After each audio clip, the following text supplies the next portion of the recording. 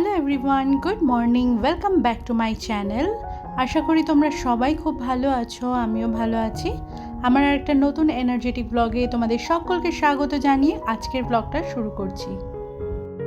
এই ব্যস্ততার যুগে সময়ের সাথে তাল মিলিয়ে চলতে চলতে আর এই সংসার জীবনের একঘেয়েমি থেকে আমরা গৃহিণীরা মাঝে মধ্যে ক্লান্ত হয়ে পড়ি, বড্ড বেশি মন খারাপও লাগে। ঠিক সেই সময়টাতে নিজের চুল টুল আঁচড়ে একটু জামা কাপড় বদলে নিজেকে একটুখানি সুন্দর করে সাজিয়ে গুছিয়ে নিন, মনটা দেখবেন অনেকটা ভালো হয়ে যাবে। তার সাথে যদি ঘরদোরগুলোকে পরিষ্কার পরিচ্ছন্ন রেখে সুন্দরভাবে সাজিয়ে গুছিয়ে নিতে পারেন, তাহলে সারাদিনের ক্লান্তিটা যেন কোথাও একটা পালিয়ে যাবে। আর আমরা যেহেতু বেশিরভাগ সময়তেই ঘরে থাকি, তাই ঘর যদি নিট অ্যান্ড ক্লিন থাকে তাহলে কিন্তু মনটা অটোমেটিক্যালি ভালো হয়ে যায়। প্রত্যেক দিন সকালে আমি আমার নিজের ঘরদোরগুলো একটু হাতে সময় নিয়ে সুন্দরভাবে গুছিয়ে নিই। অনেক বেশি দামি দামি ফার্নিচারও আমার ঘরে নেই, বা অনেক জিনিসও আমার ঘরে নেই। যেটুকুনি যা আছে সেটাকেই একটু পরিষ্কার পরিচ্ছন্নভাবে আমি সাজিয়ে গুছিয়ে রাখি। তাতেই কিন্তু সারাটা দিনের ক্লান্তিটাও আমার যেমন চলে যায়, তেমনি মনটাও কিন্তু সব সময়ের জন্য ভালো থাকে। পরিষ্কার পরিচ্ছন্ন ঘরবাড়িতে থাকতে কার না ভালো লাগে বলুন? আর সেইটা যদি প্রত্যেক দিন আমরা নিজের হাতে গুছিয়ে নিই, তাহলে কিন্তু মন ভালো করার ওষুধ এখানেই লুকিয়ে আছে। পরিষ্কার পরিচ্ছন্নভাবে কাজ করা আর পরিষ্কার পরিচ্ছন্ন থাকা জিনিসটা কিন্তু একটা অভ্যাসের ব্যাপার। আর এরকমভাবে থাকতে থাকতে আমরা যখন কোনো কিছু একটু অগোছালো দেখি, সেটা কিন্তু আমাদের ভালো লাগে না, সাথে সাথে আমরা সেটাকে গুছিয়ে নিই। ওই যে দীর্ঘদিনের অভ্যাস, আর তাতে কিন্তু আমাদের মনটা অনেকটা ভালো হয়ে যায়। জিনিসটা আমি ফিল করেছি, তাই আপনাদের সাথে শেয়ার করছি। সকালবেলাতে ঘুম থেকে উঠেছি, বাসি কাজকর্ম করেছি, স্নান করেছি, পুজো করেছি, তারপরেই ঘরে চলে এসেছি ঘরদোরগুলো গোছাতে। আজকেও জলখাবার বানানোর কোনো তাড়া নেই। গতকালের রুটি আছে, সবজি আছে, সেটা গরম করব আর আমরা খেয়ে নেব। তাই সকালবেলার সময়টাতে রান্নাঘরের বাসি কাউন্টার টপটা, গ্যাসের ওভেনটা মুছে আমি চলে এসেছি ঘরদোরগুলো গোছাতে। বিছানার ওপরের চাদরটা বদলে ফেললাম। আমি 2-4 দিন অন্তর অন্তরই বিছানার চাদরটা বদলাই, আর ভিতরের চাদরটা যেদিনকে বদলাই সেদিনকে খাটটাটগুলো ভালো করে মুছে নিই। বা দুটো চাদর একসাথে যদি বদলাতে হয়, তখন এই ফ্যান পরিষ্কার করা, ঘরে ঝুল ঝাড়া, এই সমস্ত কাজগুলো করি। ভাগে ভাগে কাজ করি, যাতে আমার কাজ করতে সুবিধা হয়। আজকে আমার ঘরের বিছানার চাদর আর মাম্মামের ঘরের বিছানার চাদর দুটোই বদলে ফেলবো। বিছানার চাদর জিনিসটা এমনই, বদলালে পরে সাথে সাথে ঘরের চেহারাটা যেন বদলে যায়। সমস্ত জিনিসপত্র জায়গাটা জায়গাতেই থাকে, নতুন কিছু আনা হয় না। সামান্য মাত্র একটা চাদর বদলানোর জন্য ঘরটা কিন্তু সাথে সাথে নতুনের মতো হয়ে ওঠে। তো যাই হোক, আমার বিছানাটা ভিতরের চাদরটাকে ভালো করে ঝেড়ে টেরে ওপরে একটা কাঁচা ধোয়া পরিষ্কার চাদর পেতে নিলাম। তারপরে এই টিভিটা আজকে ডাস্টিং করব। আলমারিটা একদম পরিষ্কার আছে, সেই জন্য মুছলাম না। আপনাদেরকে তো আমি আগেও বলেছি, পরিষ্কার জায়গাতে আমি দ্বিতীয়বার পরিষ্কার করি না, প্রয়োজন হলে পরেই সেটা করি। আজকে ওয়ার্ড্রপটা ডাস্টিং করার কোনো প্রয়োজন নেই, কিন্তু চোখে পড়লো টিভির নিচের এই কালো কাঁচটা হালকা একটু ময়লা হয়েছে। আমি প্রত্যেক দিন টিভির এই কালো কাঁচের ওপরে যা জিনিস থাকে সরিয়ে সরিয়ে নিয়ে জায়গাটা পরিষ্কার করি। মাঝে মধ্যে একাধ দিন সমস্ত জিনিস নামিয়ে ওই চেয়ারে রেখে কলিন দিয়ে কালো কাঁচটা ভালো করে মুছে নিই।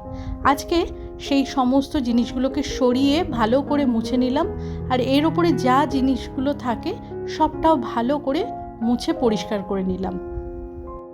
একগাদা জিনিসপত্র ঘরে রেখে সাজিয়ে গুছিয়ে নিয়ে তার মধ্যে যদি ধুলো পড়া থাকে, সেটা দেখতে কিন্তু বড় খারাপ লাগে। তার থেকে মনে হয় জিনিসপত্র কম থাকাই ভালো। রাস্তার ধারে আমার বাড়ি, প্রচণ্ড পরিমাণে ধুলো হয়।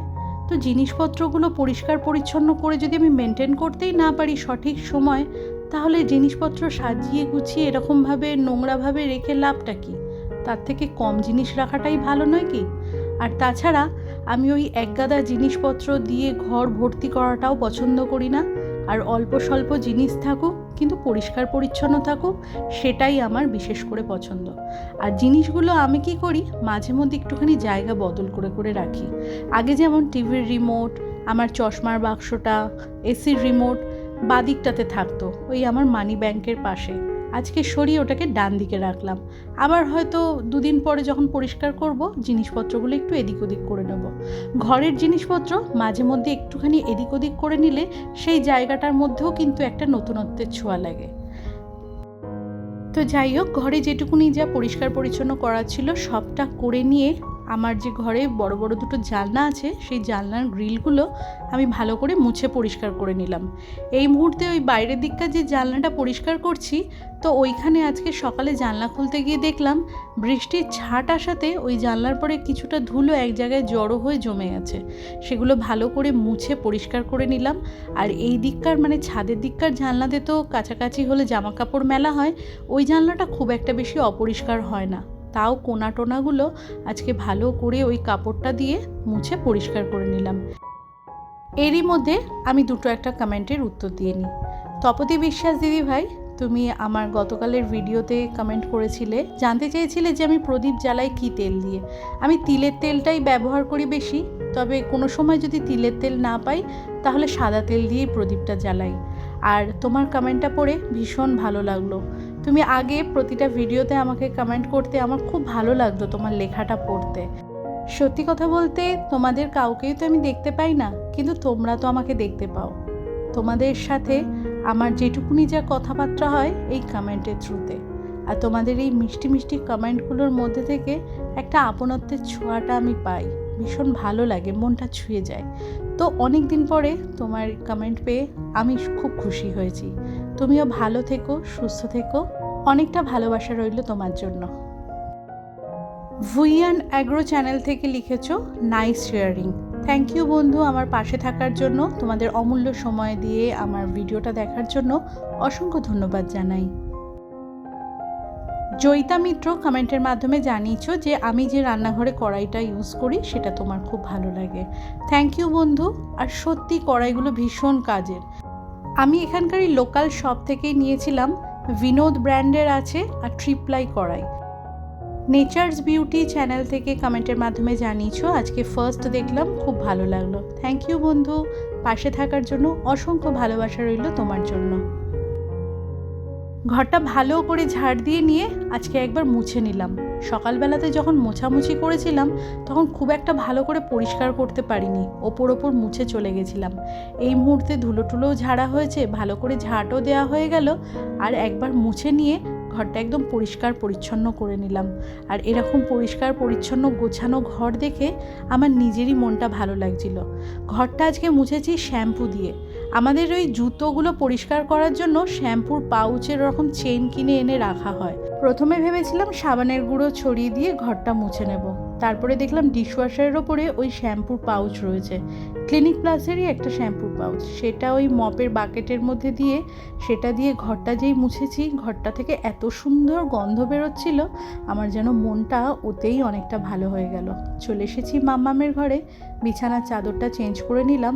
আর ওর এই গায়ে দেওয়ার চাদরটা একটুখানি বড় করে ভাঁজ করা ছিল, সেটাকে ওই ছোট করে ভাঁজ করে ওপরে বালিশটা দিয়ে দিলাম।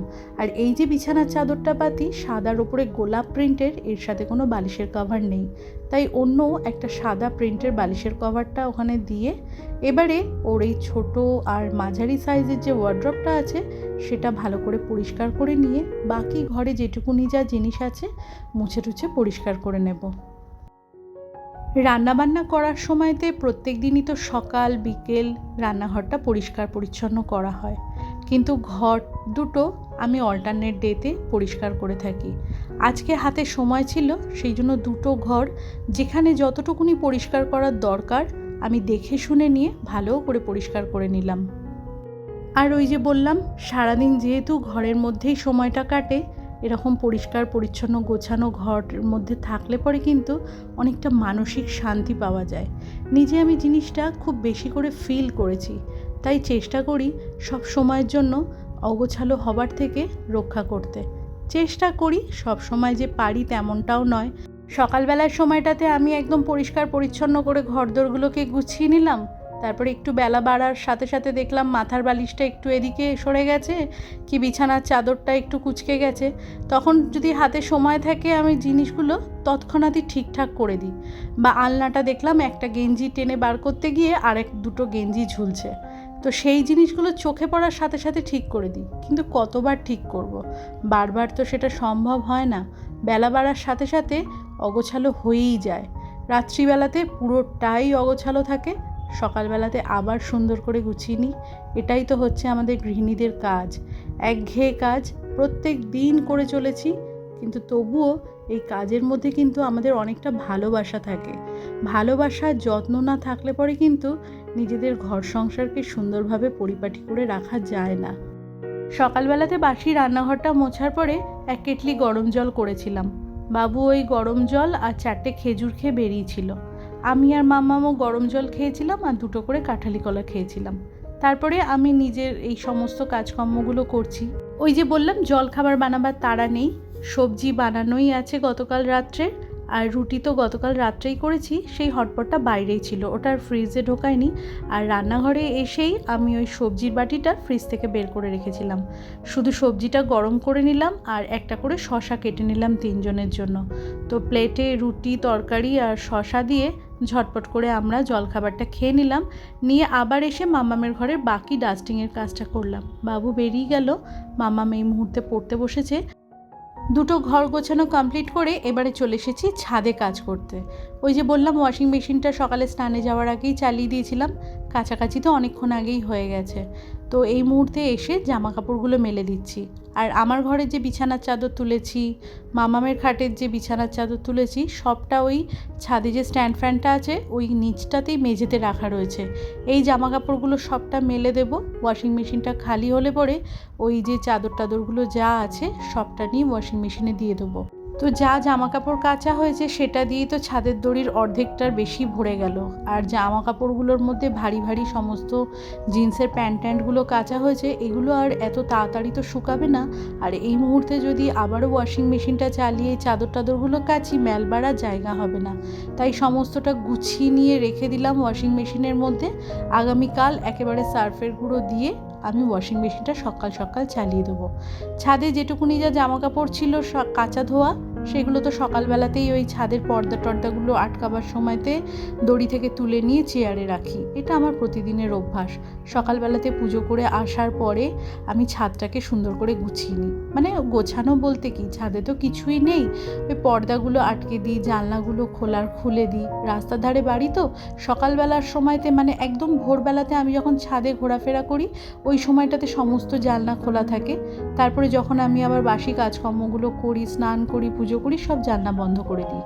আর এই সময়তে পুজো টুজো করে আসার পরে ছাদের ওই পর্দা টর্দাগুলো সমস্তটা আটকে দিয়ে দড়িতে যদি কোনো কাঁচা জামা কাপড় টাপড় থাকে সবটা নিয়ে ছাদের একটা চেয়ারের মধ্যে রেখে দিই। আর এই মুহূর্তে সেই সমস্ত জামা কাপড়গুলো নিয়ে এসে ভালো করে ভাঁজ করে, যেটা আলনায় রাখার আলনাতে, যেটা আলমারিতে দেওয়ার আলমারিতে তুলে দিলাম। এইভাবেই মোটামুটি আমার ছাদটা, 2টো ঘর সমস্তটা সুন্দরভাবে সাজানো গোছানো হয়ে গেল। তো বন্ধুরা, আজকের ব্লগটা এইখানেই শেষ করছি। তোমরা ভালো থেকো, সুস্থ থেকো, দেখা হচ্ছে নেক্সট ব্লগে। ততক্ষণের জন্য টাটা।